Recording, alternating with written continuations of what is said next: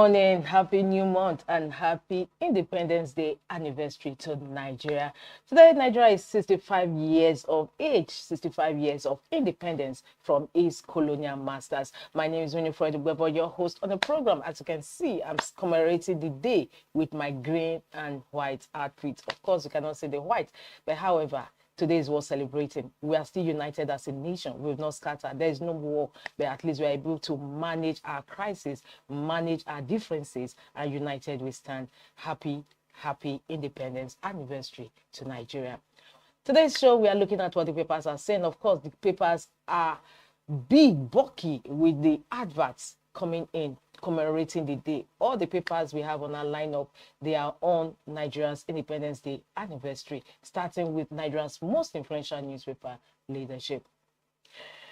Nigeria 65, Tinubu says we are now selling more to the world than buying. He said that in his commemorative speech today to mark the day. And secondly, we have Dangote Refinery Oil Union continuing negotiations to resolve row.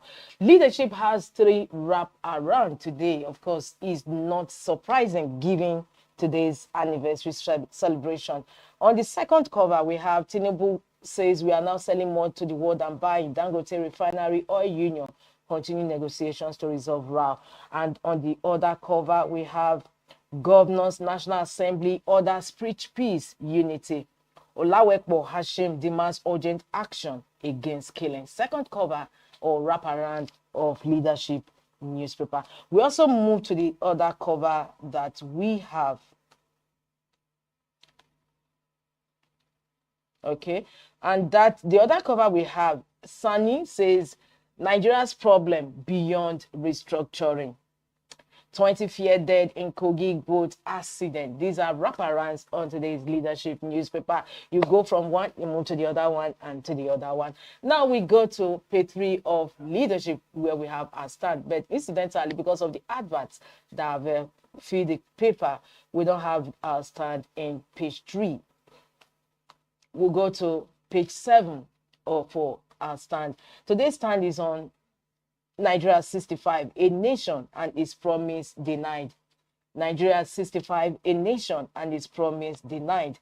65 years of independence, that is long enough for a child to have grown old and wise and for a country to have settled into its own skin.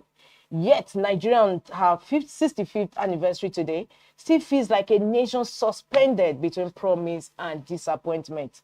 The record is uneven, brutally so. From the ceremonial First Republic under Nnamdi Azikiwe to the violent ruptures of military coup, from the civil war that tore the country apart to the tentative steps back to democracy in 1979 and then again in 1999, Nigeria's history is littered with starts and stops. The Fourth Republic has lasted the longest, but stability on paper hasn't automatically translated into progress on the streets. Consider power supply. 6.5 decades after independence, Nigeria still cannot consistently generate and distribute beyond 5,000 megawatts, barely enough for a medium-sized city, let alone Africa's most populous nation. Billions of naira have been poured into the sector, yet generators remain the unofficial sustainable power source. Even worse is insecurity. Between 2006 and 2021, over 169,000 Nigerians lost their lives to violence, whether from Boko Haram, banditry, farmer-herder clashes, or state-sanctioned abuses. To put it starkly, more people have died from insecurity in the past 2 decades than the total death toll of the Nigerian Civil War. That is not just a statistics, it's a scar. And then the elections. For all the talk of reforms and technology, free and fair polls remain more of an aspiration than the reality. Every cycle brings renewed hope and ends with familiar stories, vote buying, intimidation, and endless court battles. But nothing has eroded Nigeria's potential more than corruption. By 2012, it was estimated that the country lost over $400 billion to graft since independence. That's money that could have built railways, schools, hospitals, and factories gone into private pockets instead. Every other problem, power, insecurity, poverty, feeds off this one. Yet, this anniversary occurs when reasons for cautious optimism coexist with legitimate concerns. Nigeria's creative industries have achieved global recognition, with Nollywood films and Afrobeat music reaching international audiences previously unimaginable. From Davido, Wizkid, Burna Boy selling out stadiums in Europe to Nollywood titles landing on global streaming platforms, culture has become one of Nigeria's strongest exports. The technology sector tells a similar story. Nigeria has produced unicorn companies that dominate Africa's financial technology landscape. Young entrepreneurs in Lagos and Abuja are creating payments, lending, and logistics tools that rival what Silicon Valley churns out. Nigerians in diaspora, the doctors in the UK, the engineers in the US, the academics shaping policy worldwide, it's clear the problem has never been Nigerian talent. The problem is the failure of systems at home to nurture, reward, and retain that talent. The demographic dividend of a young, increasingly educated population represents Nigeria's greatest asset and potentially its most significant liability. With over 60% of the population under 25, Nigeria has the human resources to drive rapid development. But youth unemployment and underemployment have left millions restless, with crime, fraud, and immigration offering tempting escape routes. The same energy that fuels tech startups and creative brilliance can also destabilize the nation if left untapped. Opportunities exist beyond our borders. Regional integration through institutions like the Economic Community of West African States, ECOWAS, and the African Continental Free Trade Agreement, AFCFTA, provides Nigeria with platforms to lead. The country's sheer market size, cultural weight, and diplomatic clout mean that if Africa integrates effectively, Nigeria stands to benefit more than most. But once again, the bottleneck is eternal: poor governance, weak infrastructure, and an unstable security environment that keep the country from maximizing these opportunities. These are today's excerpts from today's stand in leadership to commemorate Nigeria at 65. Nigeria at 65, a nation and its promise denied. Of course, this stand today is very, very apt, considering it just extrapolates what is happening in the country today. Nigeria 65, a nation and its promise denied. One can only hope that these promises will not be denied any longer going forward. Congratulations once again to Nigeria.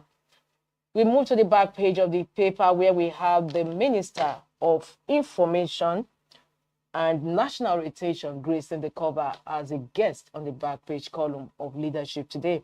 He's writing on Nigeria at 65.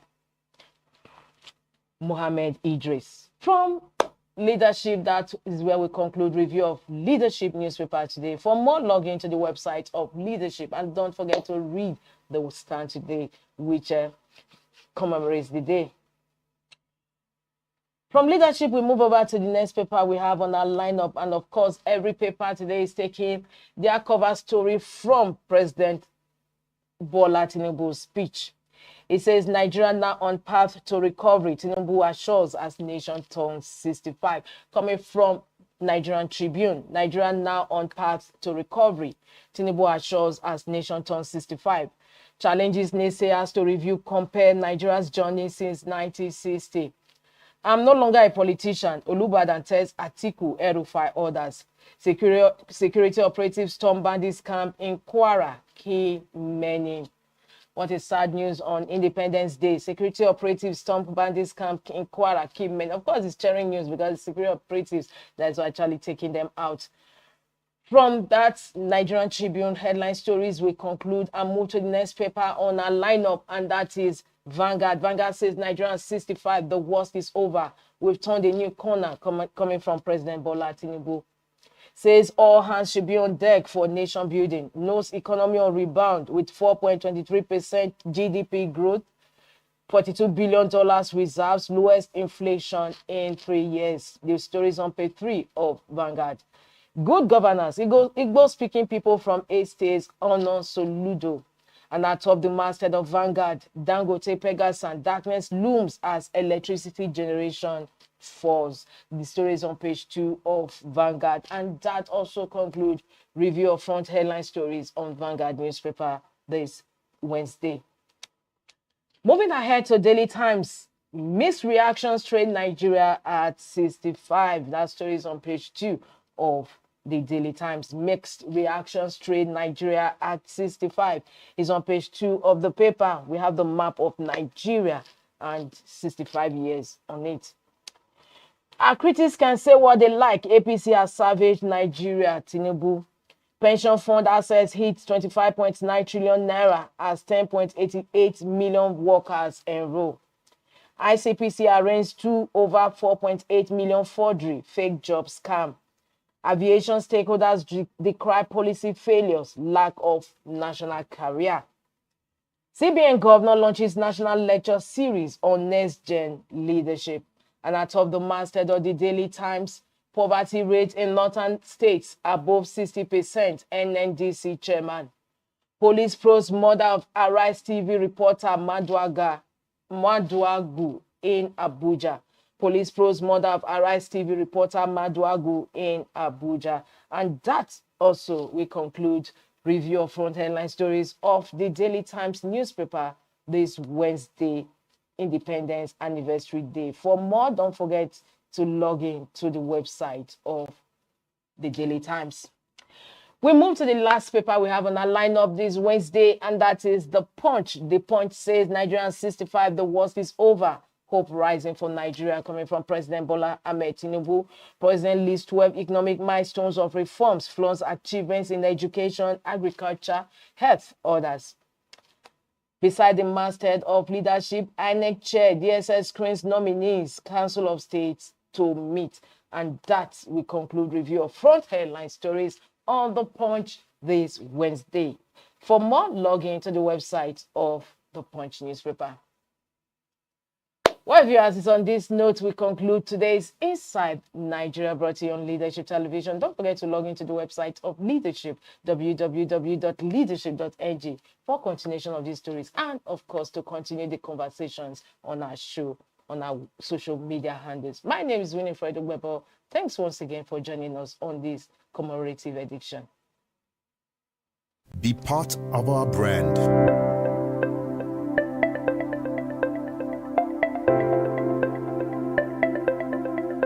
Leadership for God and country.